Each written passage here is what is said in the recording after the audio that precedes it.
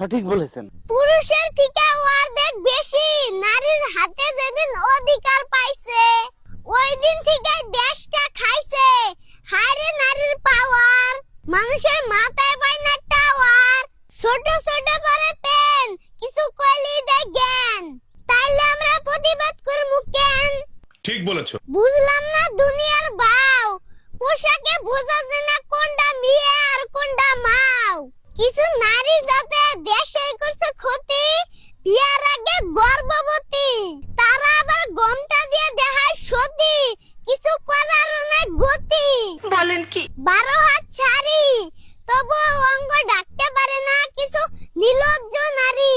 যেদিন থেকে নারী জাতে অঙ্গ ডাকা দিছে সাইরে, সেই দিন থেকে শিশু বাচ্চারা হয়েছে যাইরে, আর দেশের মধ্যে দর্শন গেছে বাইরে।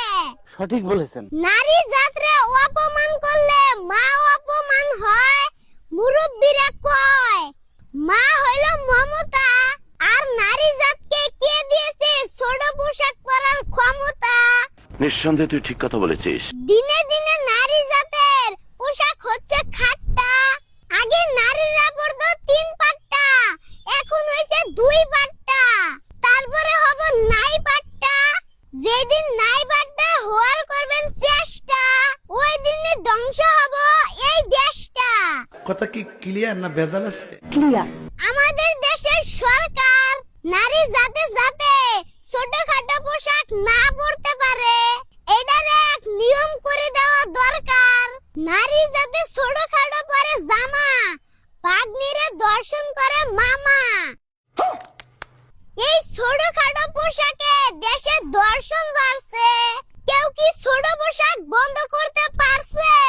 ছোট পোশাকে দেশের করছে ক্ষতি, বন্ধ করার একটাই আছে গতি।